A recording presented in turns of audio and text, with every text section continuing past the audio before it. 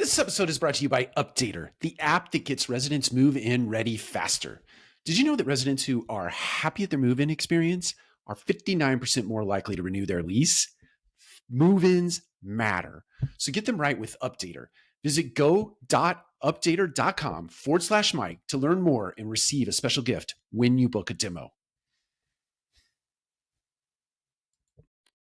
Hello, and welcome to another episode of Collected Conversations, where it is my job to tease out human potential in the multifamily space from all different facets of life and business. Today, I am joined by Jude Chiy, founder of Flamingo, and also I learned, Jude, an aspiring Ironman. Is that right? Yep. The swim is what's keeping me from being an actual Ironman. Excellent. Well, I want to welcome you to the show. How are you today? Doing well. So it's a beautiful day in Chicago. So as we spoke about, Chicago is just amazing in the summer and maybe a little bit different from Atlanta in the summer. A lot different. Yeah. It's definitely true. I have to back up. I meant to ask you how to pronounce your last name before I hit record. I hope I didn't butcher it too badly. You were close enough. Chiy. So Chiy. It's like Chiy with the Y. Yep. Okay. Well, my apologies. I hate that I didn't ask you ahead of time. No, all good. All right. Thank you for your grace. Well, okay. So I do want to read one thing to sort of open here if you're open to it. I did clip it off of your LinkedIn site and it just struck me and I loved it. And so I wanted to share it and then just have you unpack it for us, if you don't mind, just to get started. It says, despite trying as a kid, I never developed superpowers to fight crime and help people. I founded Flamingo as my way of making the world a better place by simplifying life for residents and property managers. Ultimately, my vision is a world where everyone knows their neighbors and is willing to help them out. Unpack that for us. I love it. Oh, thank you. Yep, absolutely. So, like most kids, I grew up adoring and watching superheroes, and every day getting out of bed and jumping in the air to see if I had randomly in the middle of the night developed like superpowers. And I'm not gonna say I don't do that anymore. One day it's gonna come true. But I mean, I've always admired superheroes in a way that I don't think a lot of people appreciate, because for a lot of superheroes, it's someone that has developed some type of ability, and rather than use that for like selfish reasons, they decide like, hey, I am going to use this gift that I have to really make the world a better place. So for me, it's something that has always really struck me. And it's something that I've really always admired and aspired to. So with not being able to have any powers, I looked at the other ways I could potentially do that. So growing up, my goal was to become a doctor.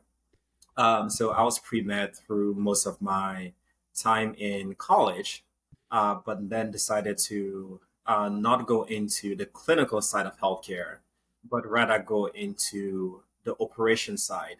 I was lucky enough to get an internship during college in Australia to work with like a group of neurosurgeons, which is what I wanted to do. And I really liked it.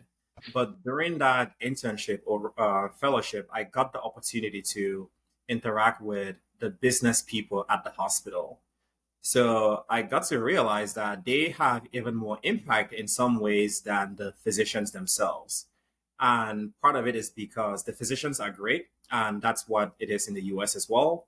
But where you can have more broad impact is on the operations and business side of healthcare. So increasing access for people that don't have access, bringing in technology to make and streamline healthcare operations. So all those elements that can actually impact healthcare in a much more broader way than actually being a physician. So when I came back to the US, decided that it made more sense to go into healthcare operations rather than clinical healthcare. So decided to go into healthcare management for this company called the Cancer Treatment Centers of America. So worked for them for a few years, and a really great company. But after working in a cancer hospital, you realize just how hard it is. Yeah. And I realized that prevention was maybe better. So to focus on prevention rather than hospitals. So I decided to start a company focused around health and wellness, where we would bring fitness classes and wellness events to office buildings, to senior centers, to apartment buildings. So that's actually how I initially got into the apartment industry. Was we provided fitness classes to residents, and that was a way to bring wellness, a way to bring residents together and help them like connect with their neighbors to make life better for them. But obviously, after being in the space, I realized that there was a lot more opportunity to drive engagement and neighborhood connection more so than just fitness classes, which is how we ended up developing a resident app that allows residents to stay connected, streamline what they do, and continue to have impact on a much broader scale. So that is my version of trying to be a superhero. So a little bit roundabout, but that's how it all kind of came together.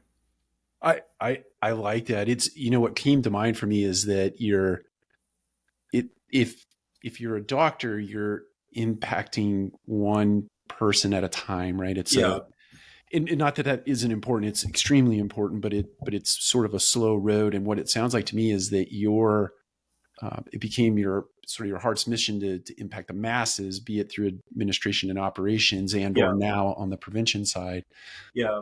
And that was exactly the thinking behind it. It's like as a single doctor, you can make a pretty big difference, but it's limited to the hours that you have and then limited to the time that you are alive. Whilst if you can create infrastructure change and create systems and all of that, you can have much broader impact that lasts a long, long time.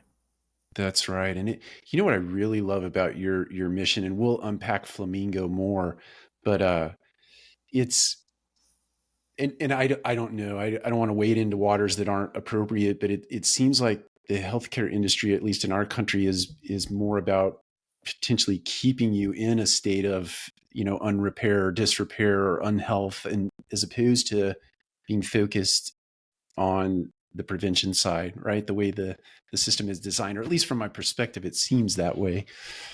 The incentives are set up the wrong way. Yeah, I would say absolutely. And I think you hit it on the head about like incentives. The way things are set up really isn't there for people to be well in a lot of ways or to prevent what could potentially save the industry like millions of dollars. Like the Mm-hmm. largest expense for the US in terms of GDP is like healthcare. Right. So it's just an area where there's so much opportunity if the root causes were a little bit more of a focus rather than when someone is already like sick or at the hospital itself. That's right. So let's talk about Flamingo and what Flamingo does on the. By we have to start by how'd you come up with the name Flamingo? I also like that very much, but then sort of unpack, what Flamingo actually does. I know it's a resident app, but I know there's much more to it than that. Yeah. So it really came about randomly, but also it all made sense when we were working on it. Mm-hmm. So when we started providing like fitness classes to apartments, I would ask like, "Hey, you have a pretty big budget where you are spending like $1,000, $2,000, whatever per month on resident events and on fitness classes. How do we track ROI for this? How do we ensure that at the end of the month or at the end of the year, you don't kick us out because you're like, oh, this isn't worth it." Yeah. So, what systems do you use to track attendance or engagement? And a lot of times, I'm not a lot of times, like almost for all situations, they were like, "Oh, we don't have that." So yeah, so Man, we built a very basic app, like an RSVP app, to allow residents to RSVP for the classes. And then when we built the app, and as we were growing, we would get a lot of questions from residents like, how do you vet your instructors? What do I need to bring to class? How hard is this class going to be? All those like questions, like the same thing over and over. And we're like, this is kind of annoying. So we added a basic like FAQ section to the app that kind of answered all this typical questions residents would ask. And then some of our clients were like, oh, wow, we also get a lot of questions from our residents. Can we add information about our building on the app? Because people email us like, what's the Wi-Fi? What's on my lease? All these questions that the teams would get over and over and over. So that's kind of where the light bulb like went on like, oh, there might be something here. So when that happened, I decided to spend about 4 months where from 8 a.m. to 5 p.m., I would pick a street in Chicago and just walk down that street and stop at every apartment to talk to the residents, the on-site teams, the property manager, assistant, really whoever would listen to find out like, hey, how do you guys do this process? What do you like about working here? What don't you like? What are your biggest complaints? And did that for 4 months where I got, I would say, my industry education, just learning like what life is like for on-site teams, what residents like, what they don't like. And from that, that's kind of where the Flamingo came from. One of the most common elements that came up when you would talk to a property manager about their biggest challenge would be that they struggle with standing out. So property management is a little bit different than other industries where for most companies, you might have competitors, but your competitors are like out there somewhere in the world. Right. Whereas in property management, your competitors are across the street. You see a prospective customer walk into your door, look at your fitness center, look at your pool, look at your amenities, look at the empty unit, and then walk out the door and go to the next building over and do exactly the same thing and see exactly the same things. They see the pool, fitness center, yoga room, empty unit, and then they somehow have to decide what is different between these two buildings that have exactly the same amenity located in exactly the same place. So the common theme I heard from them was like, we don't know how to stand out. Like, I don't know how we can stand out. So we came up with the name Flamingo because we help apartments stand out like a flamingo in a flock of pigeons. So that's where the name came from and the reason behind it.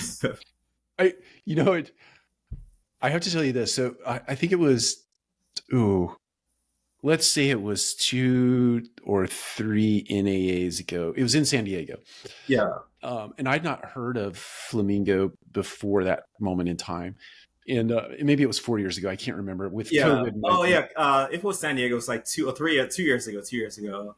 Okay. So, yeah. And you were actually set up, I think you were doing live podcasts at the time at the show, not in the main facility, but right across from the main facility. And I remember what struck me most is the pink, right? And like, I'm like, who is this guy? And so I remember walking by and you were talking to someone at the time and that's how I discovered Flamingo and did a little more research. So good job. It definitely. Thank you. So that was great for us. We wanted something that really does show the essence of it, which is stand out. So bright pink, easily to visualize and just like there. And that aligns with what our customers are trying to achieve, which is to stand out. Yeah. It's so true. It's, you know who Seth Godin is? I do not. What's the last name? Godin. He's a famous marketer. I know him. Yep. Yeah, you probably love his book. So he wrote this book called The Purple Cow, and he opens the book by telling the story about traveling in the countryside of Europe, and he sees a field full of brown cows, but then he's thinking like, there's just a bunch of brown cows in a field, but what if they were like purple, right? And then when I got home and I was telling people about my vacation in Europe and I was telling them about purple cows, then it becomes a remarkable or a memorable event that people then carry on. And that's how stories, the sneeze effect works and so on and so forth. And it is like that with apartment communities. You get one developer and designer together, and then all of a sudden the guy across the street has mimicked your design and he puts those buildings up, and then they become cookie cutter. And it is hard to differentiate between buildings. Yeah. So your service, I imagine you started or morphed your business up around the time that COVID kind of became a thing. Not kind of, it did become a thing in the world. I imagine the uptake for your product became really good at that point in time. Is that right? Or fair to? Yeah, so prior to that, we had all elements of the product. So we had the mix of our events, fitness classes, but then the resident app and everything that goes into that. But when COVID hit, we really saw a lot more utilization and Yeah. demand. And part of that was just very basic things like, oh, we need to reserve amenities, or we need these like complex um, business rules. So I am a pretty big like product person, and we develop like a pretty in-depth like product across the board. And sometimes like as a product person, you're like, do we really need this? Because it doesn't seem like people are going to like actually see the value of it. Um, so part of that was like, for example, for like amenity reservations, you can reserve amenities and that just be it. But we had all these like complex business rules, like you could limit how often a resident could reserve an amenity, how far in the future, how many people could reserve an amenity at one time. So all these things that prior to the pandemic probably weren't that attractive to people. But when it happened where you needed to limit how many people could use an amenity at one time, you wanted to prevent residents from just booking too many at one time, preventing them from booking too far in advance. So all those rules just now like, oh yeah, no, we have that. So it just kind of made sense for people like really, really quickly and really easy. Did it also? I I was thinking for fitness classes because they obviously those are things that are generally in person. Were Mhm. you able to facilitate fitness classes virtually through the app at that time? Just out of curiosity. Yeah, so again, had things that we had, but just really didn't think too much about it. Like we had virtual events, we had virtual fitness, and then we also had like on-demand fitness classes as well on the app. So most people are probably familiar with the other companies that provide like on-demand fitness, Oh, but typically residents can only access them like in the yoga room. With us, with our on-demand fitness, residents could access it from the app itself, and they could also stream it on their own TVs, and they could also participate in fitness challenges directly from the app. So all these things that we had on the app that prior to the pandemic, most people would have been like, why would I really need residents to be able to access fitness classes from their living room? But when the pandemic happened, it was like, yeah, all they have to do is like uh, Apple played or Google casted to their own like TV. And then because everyone was so disconnected, um, we have monthly like fitness challenges within the app that you could participate. So residents could just like join those fitness challenges and see what their neighbors are doing, even though they couldn't physically see those neighbors anymore. But this allowed that really stronger sense of community and kind of like, oh yeah, I'm working out with other people. So it's all things that you add as a product person, you know, or you at least think it's valuable and helpful. But you in your gut, you're like, would customers like actually appreciate this? But then when you get on occasion like that, you're like, oh wow, yeah. So that's the reason why we did that. that makes sense. Yeah. It makes me think this may be an obvious question or an obvious answer, but I know you collect a tremendous amount of data Mhm. through these interactions. In my imagination tells me that you could, in the early innings, you could probably get this technology into a community, and then over some bit of time, call it 30, 60, 90, 120 days, you start to discern what residents really like the most. And or now you could probably walk into any community more broadly speak about what people like. Yeah. Does that go into the sort of calculus of telling property managers, hey, you should do this on this day for this reason, uh, and help them Yeah, design the program? absolutely. So, to your point about it being actually broader than like a specific community, Mhm. we not go back and forth on that, but it's pretty simple in the sense that a lot of people are the same across the board. Everyone likes to think their residents are very special or very different. The truth is, like most residents are like the same. So we see on our resident surveys, we see people complain about the same things like security. They complain about dog poop. They complain about like the very basics. So it's always like very similar things across the board. We look at resident satisfaction. kind of the same predictors of like which buildings are going to have higher satisfaction versus like lower satisfaction. And what's been helpful is all that data is helping us like show, okay, for you to go from a resident satisfaction of X to Y, here are the things that you need to do. And a lot of times it's like very, very simple. Um, One of the easiest things people can do to impact resident satisfaction is literally send more emails to your residents. Huh. So literally just like 1 or 2 emails per week. It doesn't matter what you say, just send more emails to residents. If the elevator is down, send an email. If someone in the office is out, send an email. Just all those like small things, it correlates directly with resident satisfaction. And our best performing buildings, we see that correlation, and they are doing nothing that different. It's just more constant communication. I was actually one of the things I'm going to post today and email out is that correlation for one of our clients. Their resident communication includes everything from the elevators out to one recent one they had was one person in the office just gave birth and they had a picture of the baby like, hey, welcome XYZ to the XYZ family. Very simple. Our event tonight, we're excited to have you tonight. Please come join us. You can bring a guest or whatever. Very simple communication. Like they do that twice a week, like very consistently.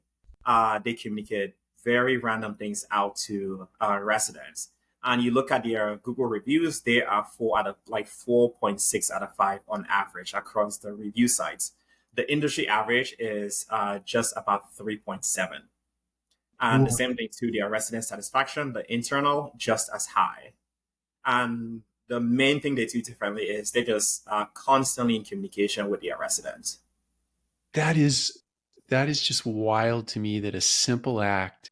And I mean, I think what it brings to mind for me is to the extent that you can really knit together the fabric of community in your, I mean, it's one thing to call it an apartment community, but do we really do community in that apartment building, right? Yeah.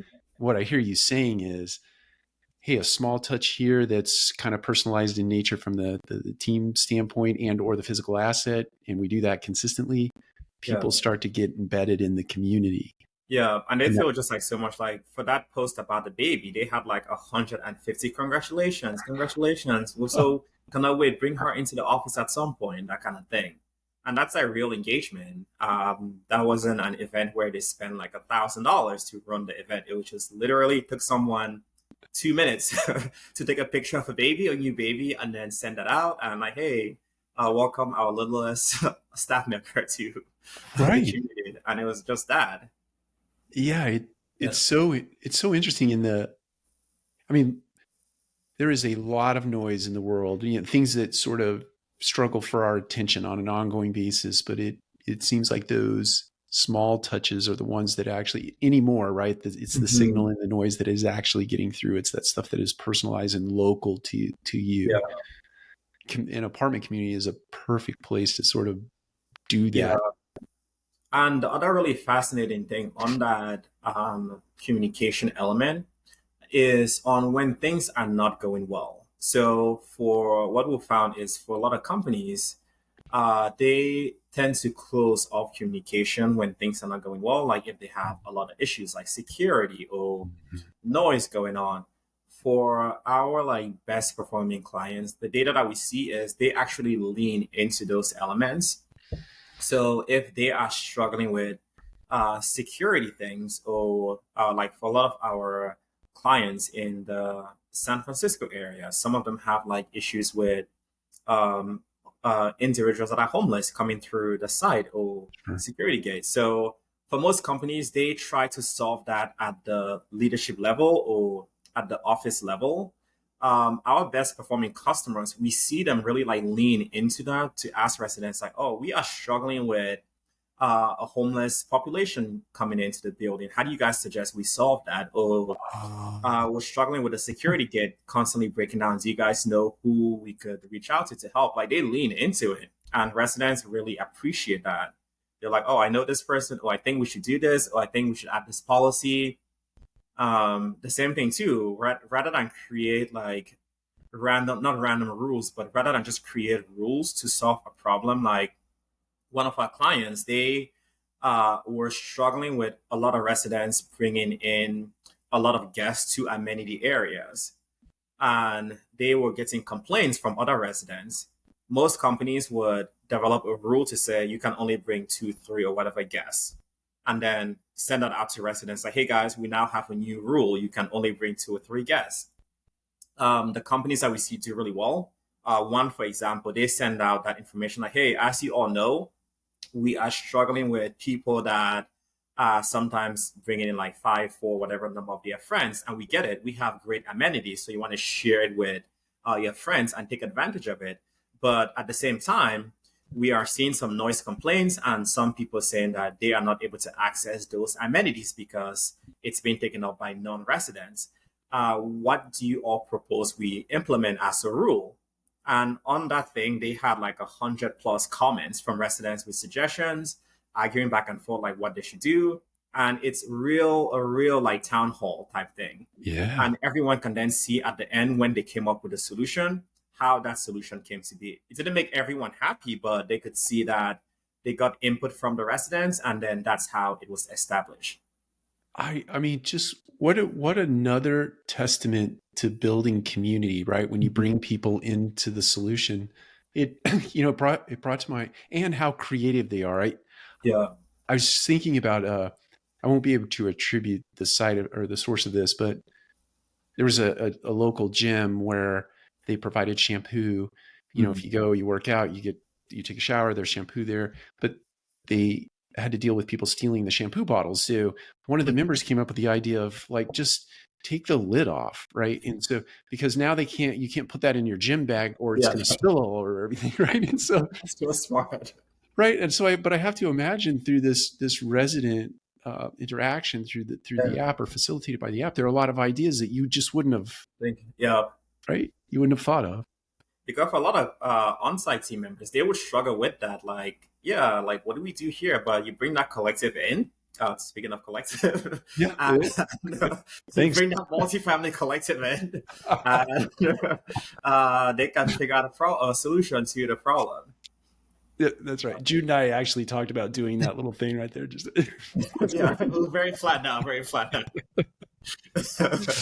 No, it's interesting. It makes me think, going back to sort of business infrastructure. I know we were talking about this a little bit prior to hitting the record button, but if you organize your business in the right way and you create these moments where you can get mass mind share, whether it be internal or external, you can actually really create interesting things for your business infrastructure by inviting outside communities or participating in outside communities to get really good ideas. Yeah, really using your customers to solve your business problems, because they see day to day and they know where you are falling short or where you could excel even more. And then when they see you actually listen or implement it, they are more likely to stick around because they're like, wow, you guys really care about my opinion, and the things that I wanted to see fixed are actually being like fixed. That's right. It makes me imagine just the story you told about the sort of the origin of Flamingo in the first place, where you did a 4-month education by walking into every office in Chicago, or many of them. You learned from a team member perspective, right? How their business could be better. And you built a business off of solving those concerns, right? Or some of those concerns, certainly. Leasing teams can spend more than 6 hours every week sending welcome letters, following up, collecting documents, and yet residents still show up on move-in day unprepared. Move-in day sets the tone for the entire relationship with that resident. Getting it right matters. According to Kingsley, residents happy with their move-in experience are 59% more likely to renew their lease. Move-ins matter. Jenna Miller, the Senior Director of Marketing and Customer Experience at Bozzuto, says Updater has been instrumental in helping them remove friction from the move-in process. They rely on Updater to save leasing teams valuable time and create a consistent and branded move-in experience across the entire portfolio. To see Updater in action, visit go.updater.com/Mike. As a thank you to my listeners, Updater is offering a special gift when you book a demo. Move-ins matter. Get them right with Updater. That's go.updater.com /Mike. I love that. So I want to take a bit of a left turn here. I have to imagine you collect a lot of data. How are you thinking about, and I know AI and generative AI and MLLs and all of these sorts of things they're almost buzzy at this point, but I'm just interested in how you are thinking about that as I guess a technology that might help your business. Yeah. So for us, it is something that we are very, very serious about, and it is before ChatGTP and all those things like blew up. It's already something that we had pretty much like implemented to allow our customers to more quickly, and easily like see and absorb their data. So for us, we track data across various elements, from operational data like resident satisfaction to engagement data on like how connected residents are, to service level data like how quickly do maintenance teams like complete maintenance requests, how quickly do the on-site teams respond to residents when they send an email or that kind of thing, to online review data, like what are residents saying online, what are average reviews, and what are all those things connected. So we collect a lot of that. And with that much data, it's really difficult to make sense of it more than just outside of, our resident satisfaction is a 4 out of 5 this month. What do we do? But in order to really make sense of that, and for someone at the senior level to actually make sense of it, you need to provide that qualitative.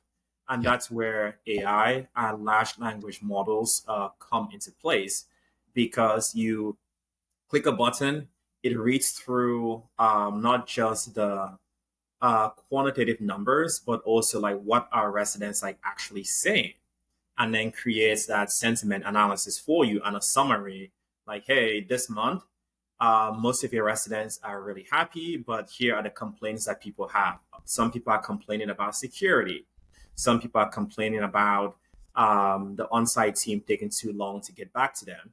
And here is the recommendations that we have for you to ensure that this is fixed for the next month. So it's those types of things that, at the very senior level, you don't want to go in and read through 1,000 resident surveys or 1,000 like online reviews. So a large language model does that and then provides like a nice like summary. Now, I'm curious, do you build in on the front side specific prompts that yield that data, or how does it spit that particular recommendation out, the sentiment and the recommendation? How does it spit that out? Are you building prompts on the front side for it to do that? So a couple of ways that's like done. One is actually just capture the sentiment. So the easiest way to capture sentiment is just ask people. In the industry, traditionally, like how the industry has gotten resident feedback has been to do like twice a month or twice a year surveys, maybe once a year or twice a year. The issue with that is most times, because those surveys are like 10 to 20 questions, residents tend to not complete them. So you get really low completion rate. Right. That's so right. For us, at the front end, we do what we call like pulse surveys. So it's like 1 to 5, like how happy are you with the staff this month? How happy are you with the amenities?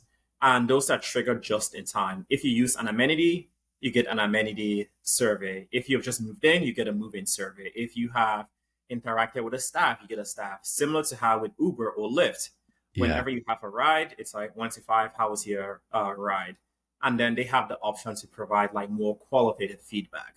And you kind of incentivize people to provide more feedback or qualitative feedback by rewarding them for doing that. So that way you get a lot of data. But you get a lot of data simply because the surveys are really short and it's what people are used to. And then it's just in time. So it's relevant to, okay, yeah, I did just use the amenity. So let me rate the amenities. Rather than a resident getting an email randomly in the middle of the year, like, what do you think about amenities? And they're like, this isn't that relevant to me right now.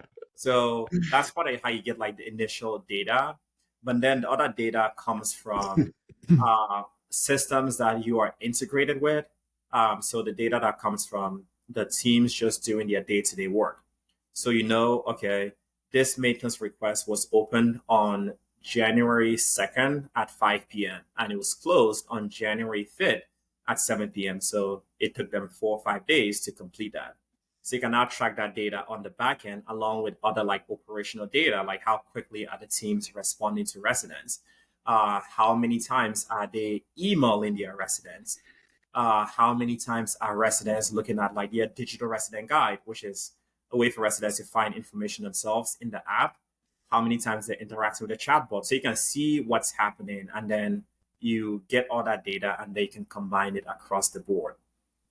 And then so out of all that data, then the system is actually making recommendations. So it's not like, not only do you not have to read it, but you don't have to necessarily critically think through what action steps you need to take, because it's telling you, hey, if you just get back to people in 24 hours instead of 5 days, they're probably going to be happier. Exactly.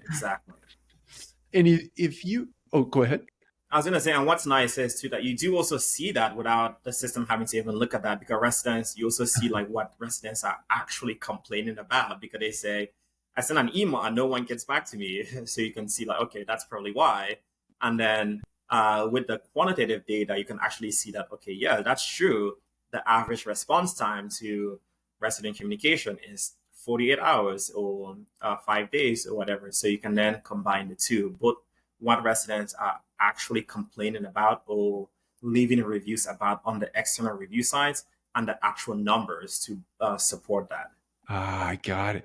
Yeah. Now, does the system also, if I've got a resident who's sitting out there with poor sentiment as a result of whatever, the system would prompt property manager or somebody to, hey, you really need to get back to this person. Is that built into the platform as well? Or yeah, so part of that is like resident health scores. So yeah, so we view, so our platform is a resident retention platform. Okay. So our whole goal is to help companies move away from the industry average of 50% retention to more like 60, 65. Yeah. In most other industries, average customer satisfaction is typically around 75%. For software, much higher. Other things are a little bit higher. But for multifamily, it's much lower at about 50%. Mm-hmm. And the reason behind that is because multifamily has traditionally been a sales model rather than a retention model. And True. you can tell based on staffing and based on the metrics that the industry tracks. So most apartments have 2 or whatever number of leasing agents. So they are the sales team. Right. And then the marketing team tracks very, very in-depth data. They track website visitors. They track conversion from the website to a tour. They track tour scheduling to actually showing up. They track showing up to actually completing a lease, or applying to actually sending money or whatever it is, and then moving in. So the data there is like very, very strong, like very granular. But when you look at retention data or retention staffing, most companies do not have a retention agent. Like I've not come across that. They don't have a retention agent, so it's not really staffed for that. And then the dedicated like retention is typically, let's spend $600 per month on resident events. So that translates to about $3 per resident for retention. Like that's the retention budget per resident. It's like a cup of coffee. So let's get our residents a cup of coffee every month, and that's our retention. That's how we retain them. And then if you look at the data for what correlates with retention, most companies don't really have retention data. They track resident satisfaction and they track retention. So if you compare that to the customer acquisition data, where they track everything from website conversion to show up rate, the retention data is just very, very primitive. It's like 2 things: satisfaction and the actual retention number. But if you look at tech companies, they focus a lot more on retention, because similar to multifamily, you have someone paying like $2,000 per month, and that's a lot of money. So tech companies focus a lot on retention, and they focus a lot on retention predictors and metrics. So you have not only data like customer satisfaction, but you track more granular data like how quickly do we respond to our customers when they email us? Yeah. How much of our product is our customers using? So, like for us, we track everything. We know how many times someone has logged in. We know which features they are using. And if we see that someone isn't using a specific feature, we know, oh, that person either doesn't like that feature, doesn't know it exists, isn't seeing value, or something else, which is a risk predictor, which means that 5 months later, they might be like, why am I paying for this if I'm not using it? Yeah. So as a tech company, you try to get on in front of that by saying, hey, Mike, by the way, we have this survey tool and it looks like you haven't yet looked at your resident responses or your surveys. Like, let me show you how to do it. So and then the customer gets value out of it. But in multifamily, we typically don't see that customer retention data or approach. Like this resident moved into our building and we have a fitness center, we have a yoga room, we have on-demand fitness, we have a pool, we have all these great products within our building, but they have never used the pool, they have never used the sauna, they've never attended an event. So at the end of the year, they are really going to want to renew if they haven't gotten any value from the product that they pay for. So with a retention, focus on retention, you look at not just that data, but you look at what is like actual absorption. And that's how you then get to that 60, 65, 70% retention that we are seeing. And then you also look at the other element to that, which is like loyalty. So in the airline and the hotel industry, loyalty programs are just like a standard. Like no hotel or no airline exists without a loyalty program. And the reason behind that is it works. Like there are people that in like late December, they book a flight that they don't actually fly. They just like book a flight somewhere, fly there, come back, just so they can keep their loyalty points to get across that next tier or to maintain their tier. Like someone literally spent money to keep their status. That's right. And people go and buy flights that are much more expensive because they want to stay within that airline. If I am a United flight, or if I'm a United member, I want to buy the United flight, even though it might be $50, $75 more than the American, because all my loyalty program sticks is with United. So for the apartment industry, that focus on loyalty hasn't yet kind of broken through. People have rewards program where they give gift cards and all of those, but to have a more sophisticated reward, you have to think beyond just like, here's a $10 gift card. You have to think more like tiers, like how hotels think about it. Yeah. And you have to think beyond like the single building and think across your portfolio. Because by default, a lot of residents are not going to, might not always be able to renew within like one building. But if you say, hey, if you stick within our portfolio, you get to keep all your rewards. And that's how you get residents to stick within the same portfolio across the board. Yeah. So for us, that's been one of the big things we'll focus on. So making sure that all that data that people need to drive retention is like there, providing the incentives to keep residents within the portfolio, and then making it really easy for residents to transfer if they need to, whether it's within the same building or across your portfolio. One of our most exciting features that for me was like one of my passions is our renewal like management, where within the app, residents are able to actually browse, like they have an in-app ILS where they can browse available units at that building or available units across the whole portfolio. Yeah, it kind of came out randomly from one of our customers here in Chicago, where I was looking through the company's side data, and one of their residents on his resident satisfaction survey, he said he is super happy with the building. He loves the staff, but on his renewal intent, he was like, I'm not going to renew because I need something larger because my fiance is going to move in with me. So that resident didn't realize he can just transfer to a larger unit. And you might be like, why wouldn't he realize he can transfer? But the thing is, residents don't know everything. They just do what they do. He just thought, just move out if I need to a larger unit. So we send that information. We send that to the leasing agent to say, "Hey, by the way, this guy, you can probably upgrade him to a larger unit, and he's gonna love it." Yeah. And Yeah. he did that, and he stuck around. He moved into a larger unit. His fiance moved in with him. So when that happened, we're like, "Oh, there is a huge opportunity here to either help residents like upgrade within the same building, or to help them stick within the same portfolio." By making it easy for them to transfer when it's time for them to transfer. So within our platform, if a resident is like, I'm not going to renew because of XYZ, or I'm moving from Chicago to New York, within the app, they can immediately see the assets of that company that are available in New York.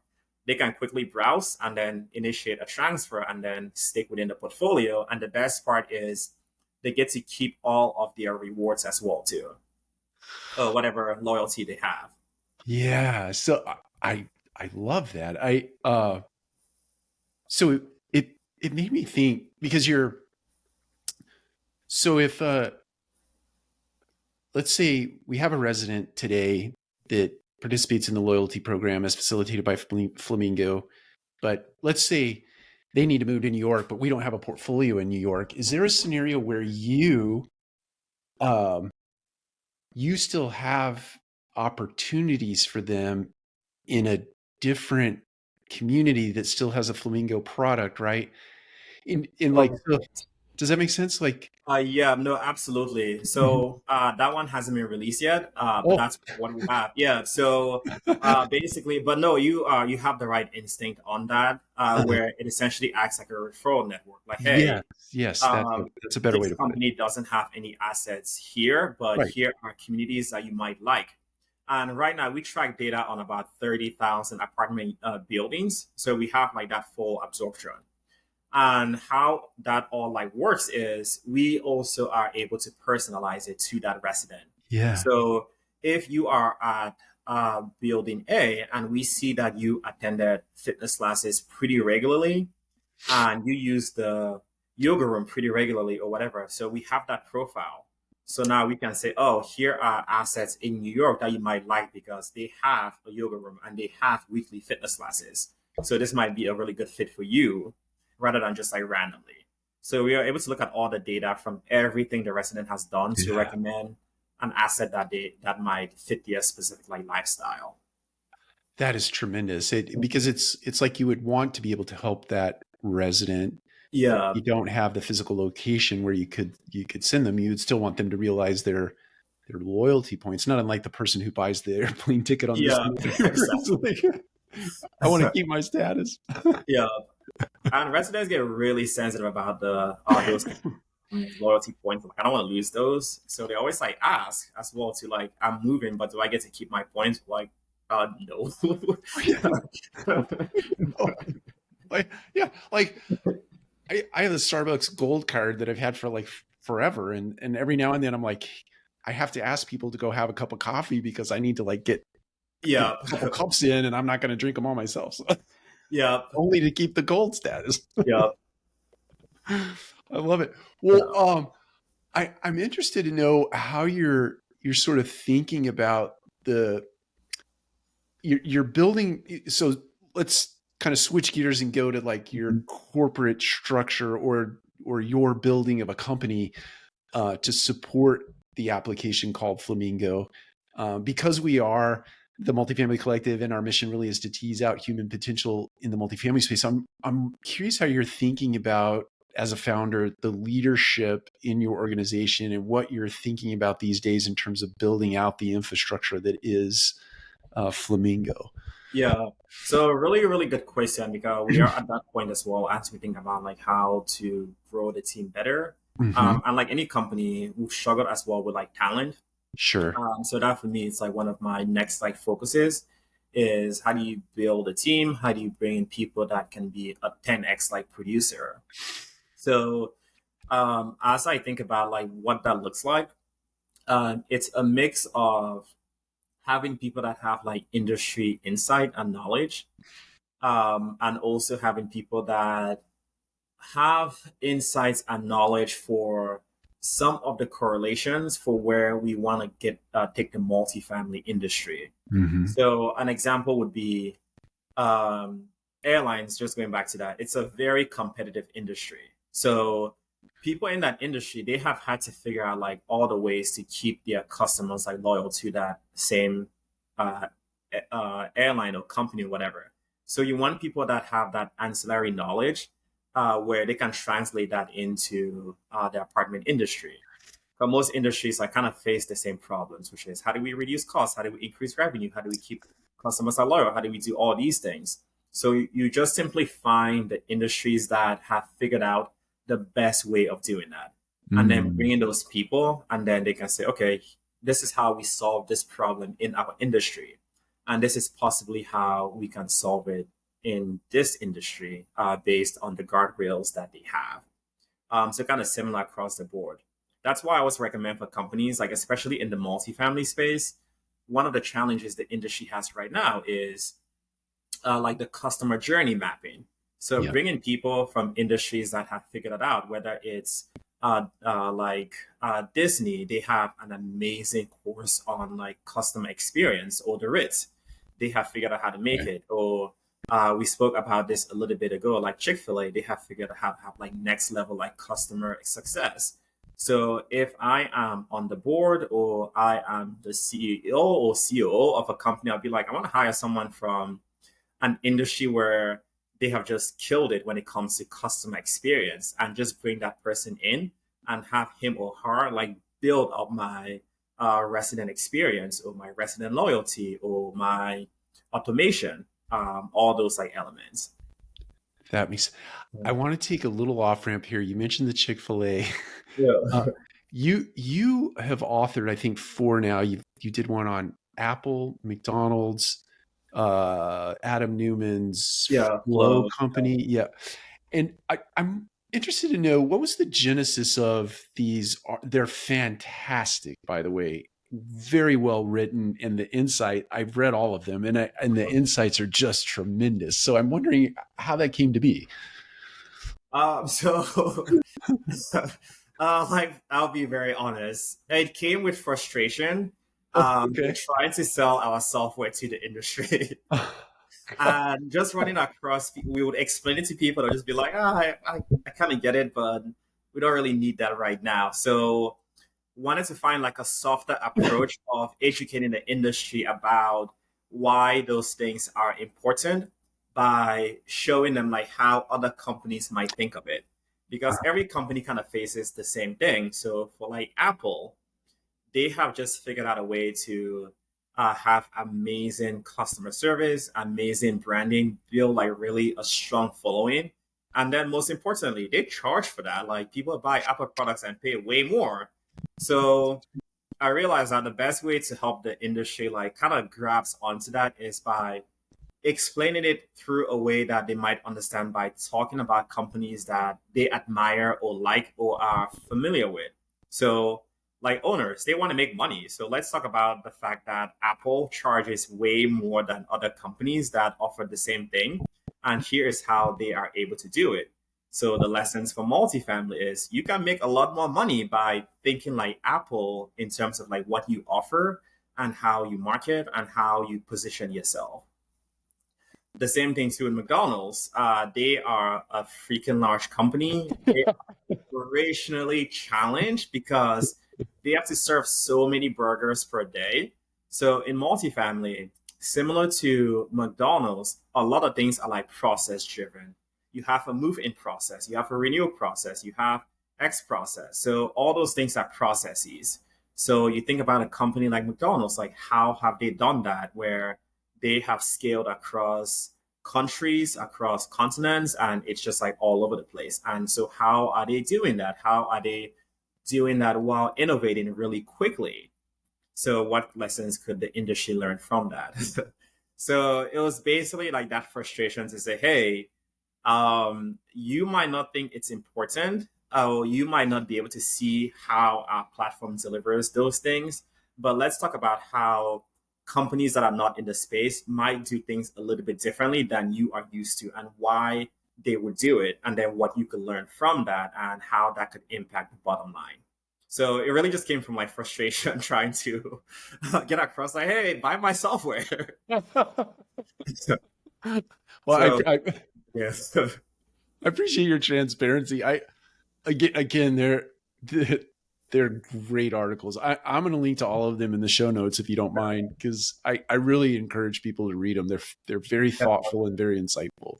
Yeah, no, I appreciate that. And the thing for us that we struggle with is like when we say, hey, you don't have to live with a 50% retention. Like you can literally get to a 70% retention. When you say that to people, no one believes you. Like people just like don't believe you. So you have to really like kind of show the evidence or show how it translates from other industries and how they are able to do that. Like literally someone buying a flight in December just to keep their loyalty is the same things our residents would do. They'll be like, yeah, I want to move to one of your assets. I don't want to like leave because I don't want to lose my loyalty points. It's all those like small things that keep your residents like happy and keep them within your portfolio.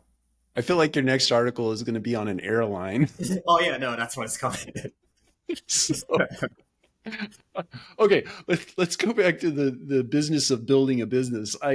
So you want to attract top talent with sort of outside the industry perspectives that they can adapt to the multifamily space. Are there other sort of facets of building a business that you're focused on besides bringing in the talent to execute on some things? Yeah. So a big thing for me is people that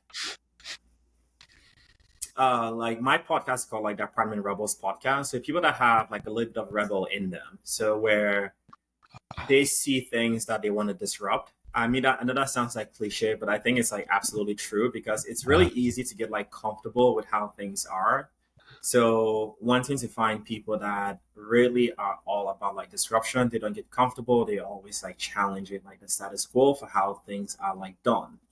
So for me, that's like a big element of finding those like disruptors to keep to have internally to keep us like honest because it's very natural for any company as you grow to get really complacent or to quickly grow complacent. So you want to have that like constant like, okay, what else can we do?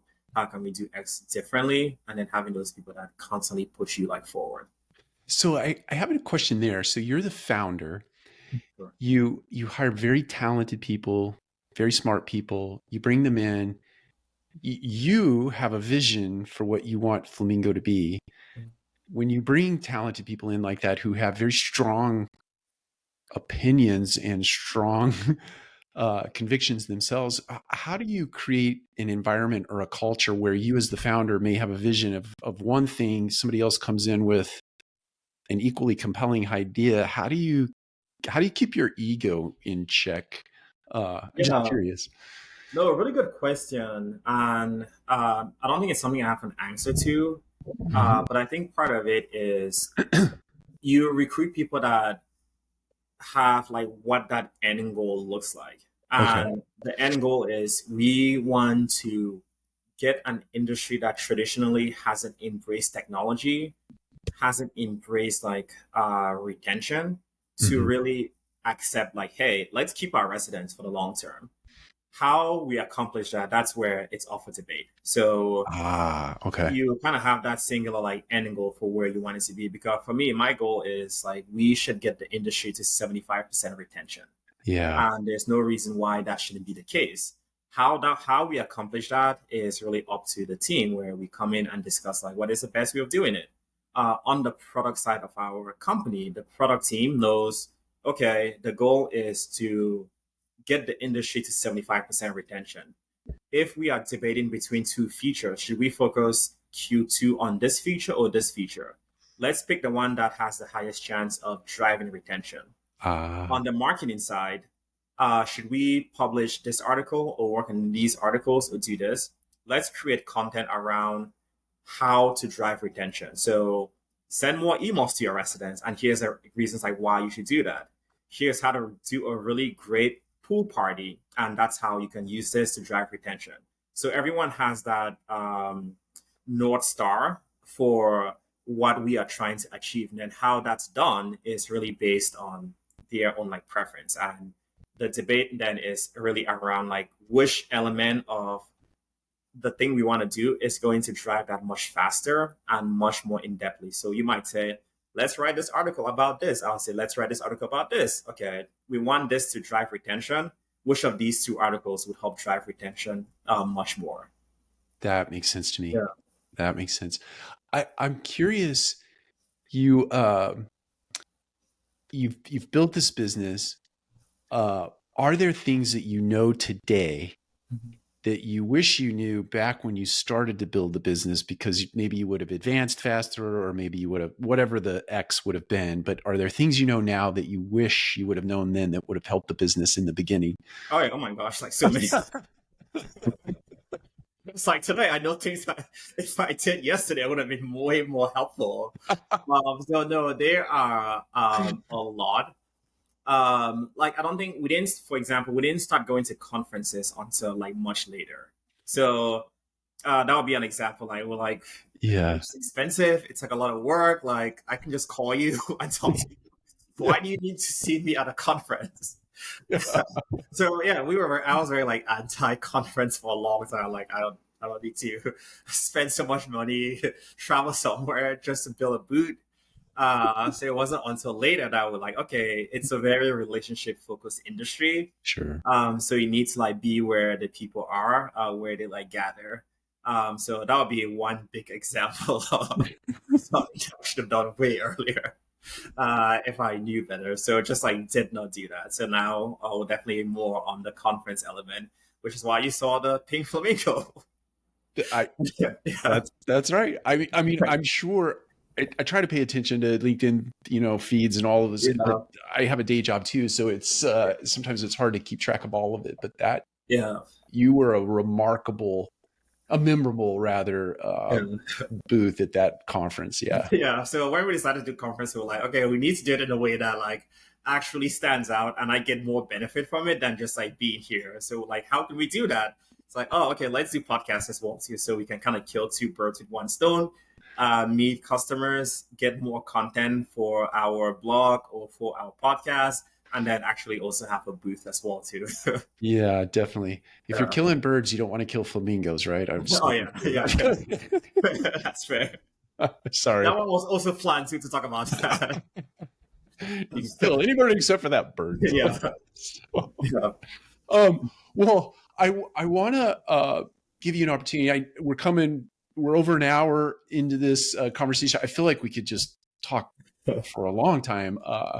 You have an incredibly pleasant personality, and I just love your insights and your ideas. But I also want to be respectful of time here. And it's funny. I have this debate off air a lot, and people think that podcasts should be like 15, 20 minutes long because it's, any longer than that. And people don't the attention span of people. So. Yeah. And I'm thinking, you don't live in Atlanta and commute to work, an hour one way. So I like hour long podcasts. Yeah, same. Anyway, I want to give you an opportunity to any other wisdom you would impart to our audience by way of building a business or Flamingo specifically. Just love to hear kind of an end cap for you as it relates to what you're up to these days. Yeah, so I think it goes back to a few of the things that we spoke about. My biggest advice to anyone in the industry is to look externally a lot more than people like do. Because there are lessons to be learned from like every industry. I actually had this exact conversation with one of my friends earlier today, where he has like a small business, and I was talking about, I look at small businesses to look at like what they do. Small businesses should look at what tech companies do. X company, X industry should look at how it's done in another industry, because everyone faces like very similar challenges. And for some companies, the challenge is a lot more painful. So they are forced to innovate much more and solve that problem. So my friends in the student housing industry might hate me for saying this, but in the student housing industry, one of the things that happens during the summer is turn. And they make this out to be this like again, like I say this, like they're gonna hate me for saying this. They make this seem like this crazy thing that is so challenging and so hard to like do. And I'm like, okay, yeah, it is hard to move people in and do all of that. But do you know what industry does that every single week? hotels. That's right. Like hotels have turned every single day, every single week. They lose half the people move in, but they have built systems in place where it's just like now part of the business. Right. So if I'm in student housing, I'll look at like how are hotels like solving that like That's daily right. turn and figure out like how they do it and then bring it to the student housing process as well too. So look externally, find the companies that are facing the same problems you have, but for them it's more for life and death. And then you know that you look at how they've solved it and you can probably use the same methods to solve it yourself. Yeah, that is tremendous advice. It's nobody in the world has cornered the idea market, and right, and to your point, inspiration comes from everywhere. You cited some inspiration coming from residents sometimes to solve Mhm. problems that you might have on site. Inspiration comes from other businesses and industries out in the world, in the marketplace, to make your business better. Yeah, that's fantastic advice. I appreciate that. Yeah, no, thank you for having me on. Yeah, no, definitely. Well, where can people find you? I want to make sure we link up to all the appropriate places in our show notes, so we can point people your direction. I'm going to put those articles in there, and again, I want to plug them one more time. You should read them, all of them. Oh, nice. Thank you. Yeah, so check me out on LinkedIn, Jude Chiy, and also check out Flamingo's website, so getflamingo.com. And I would recommend you follow us on LinkedIn as well. We have a pretty strong meme game, so we have some really fun memes that you might enjoy. I love it. Well, I acknowledge you, Jude, for what you're doing in the industry. I'm an old timer, so when I see people of youth come along and really disrupt the business, it really. I wish I were 10 years younger to see like some of this stuff really play out in the industry, or 20 years younger. But I appreciate you as a person and what you're doing for the industry. No, thank you for having me on. Love the multifamily collective and really excited to continue building a relationship and see what the other guests have to say. Yeah, no, definitely. All right. Thanks, Jude. And for everyone else, we'll see you next time on Collective Conversations.